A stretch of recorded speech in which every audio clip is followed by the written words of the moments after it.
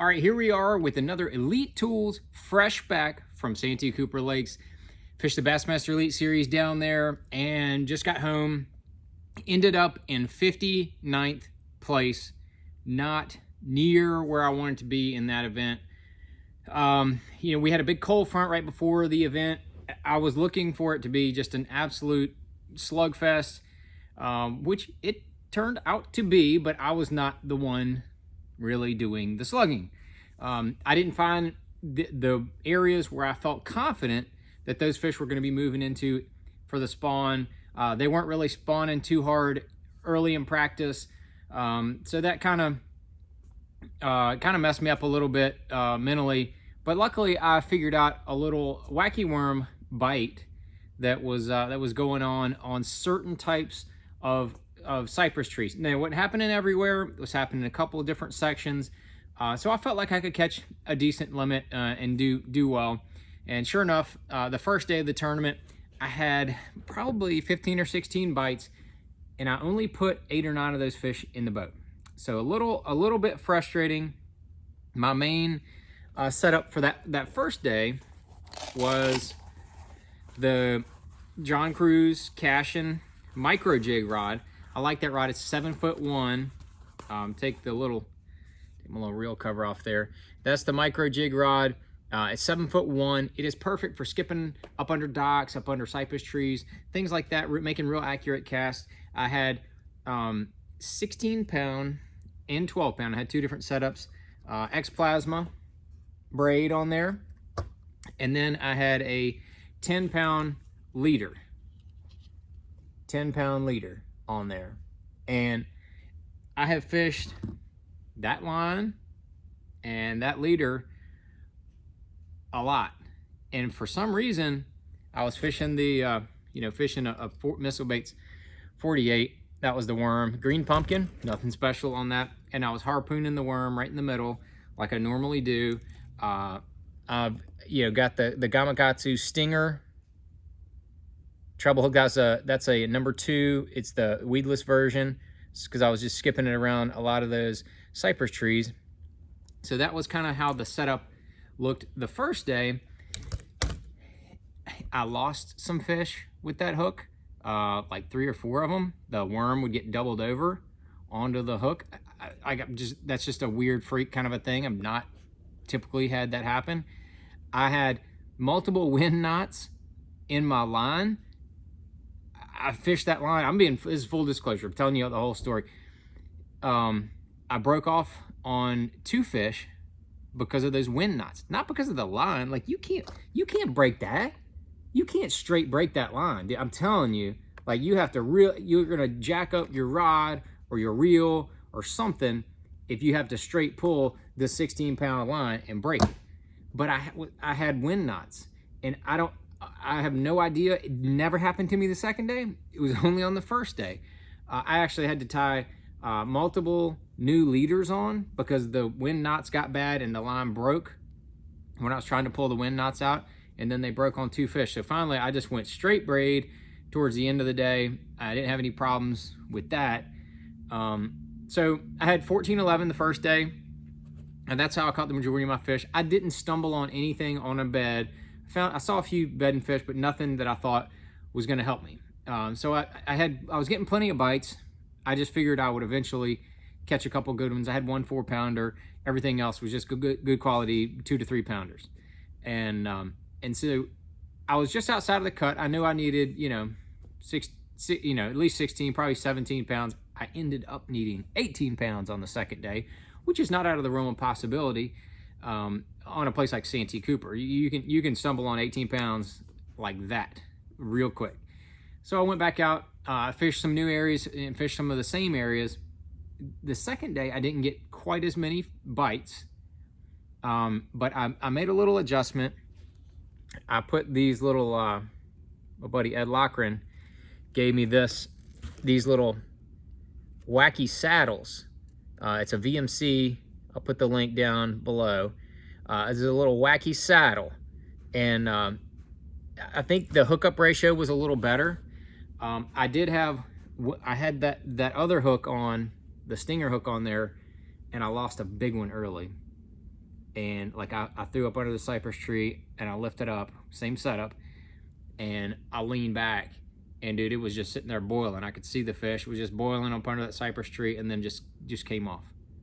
The worm wasn't doubled over, nothing. So that right there, I just immediately cut that hook off because my confidence was down. I've caught a zillion fish on that. It's a great hook, but my confidence was down on it. And then I ended up going to the Gamakatsu. This is what I usually use on just a regular wacky worm, not a 48, but like if I'm throwing a trick worm or something like that, I throw the Gamakatsu inline octopus hook. That is a bad dude right there. And I probably should have just fished it, that hook to begin with. But that's a 1/0. That's what I was using with the 48. That's a 1/0 right there. That is a bad dude.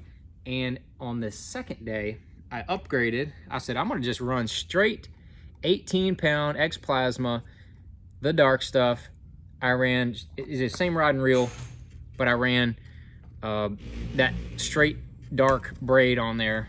Dude, I'm telling you, like, you ain't breaking that stuff. I mean, like, I had a 3 1/4 back behind a tree, and I just held it. That fish tried to go around the other side of the tree, came back around, went around another tree, just pulled that fish right out, no problems. Didn't have any hookup issues with that on all the rest of the fish that I caught. I did catch a couple fish off bed, yay, but they were small. Early in the day, I had one come up and nip at the 48 and just had the backside of it. I could kind of see it. I thought it had the bait, and then I pulled it and pulled the bait right out of the fish's mouth. It didn't have the hook. Wasn't the hook's fault. So I watched that fish turn around and go right back to this little baby cypress tree. Ended up working on that fish. I tried the baby D-bomb. I tried the destroyer. Had to change it up. Ended up catching that fish. It was a 3-pounder. Ended up catching that fish on the Missile Baits Bomb Shot Goby Bite. Had a number 1 Gamakatsu EWG hook, 10-pound Sunline Sniper braid, and then I had a 3/16-ounce sinker on there, and of course the John Cruz drop shot rod. No problems with that fish, obviously. And then I had the 12-pound X Plasma braid, which is what I normally do with the Daiwa ballistic reel on there. Had that set up. That's what I caught that fish on because it was real skittish. Wouldn't commit at the wacky. It needed something just kind of like sitting there. I think it was first or second flip in there. That fish ate it, and I looked and my line was moving. Got her. So that was a good way to catch that 3-pounder, which helped at the time. That was my 5th fish, but I ended up culling a few times, and then at the end of the day, I found what was a 6-pounder range fish. It was a big one. It was the one I needed. If I caught that fish, I felt like I was going to make the 3rd day. I was right. I would have if I caught it, but I did not. That fish, it took me a while to change that. The fish had just moved up. I had 30 minutes before I had to run in. It took me about 20 minutes to change that fish's mood, to get it kind of territorial. Just throwing different baits, moving it around. The fish was not real spooky. It was relatively close to the fish, and got the, I was using the Missile Baits Destroyer. I had the fish bite that 2 different times, but I could see it was just mouthing it. And one time I felt like the fish had it all the way in its mouth, but it didn't. Luckily I didn't foul hook it or anything. But I was throwing that on 25-pound. I've caught so many big ones off beds with that Missile Baits Destroyer, 25-pound Sunline shooter, 7.6 heavy action, cash and flipping stick. And I caught a couple, two that I culled with off beds earlier in the day on the pearl white baby D-bomb, 5/16-ounce weight, 3/0 heavy cover worm hook, and 20-pound Sunline shooter with the 7.6 medium heavy Icon flipping stick. That was kind of my setup on that one. Caught a couple. They were 2.5s. Nothing. It helped. So the second day I had 15 pounds, a couple pounds short of the cut. I think like 3 pounds and something short of the cut. So a little. I needed 18 pounds, like a tick over 18 pounds. So disappointing that I wasn't able to put it together and get a couple of those bites. I mean, I had a 4-pounder each day. That ain't gonna cut it on Santee during the spawn. So just a little disappointed at my strategy of not just catching what I could and then just going and looking.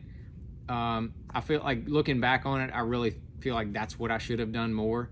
I felt I ran around the lake in practice enough to know if I was going to go look, I had about 3 areas that I was going to go look. But you know, hindsight's always 20/20. That's what they say, and that's why we do these things, so you guys can learn as I learn and understand the tackle that I'm using. So if you have any questions on anything, drop it down in there in the comments. And I appreciate you guys watching.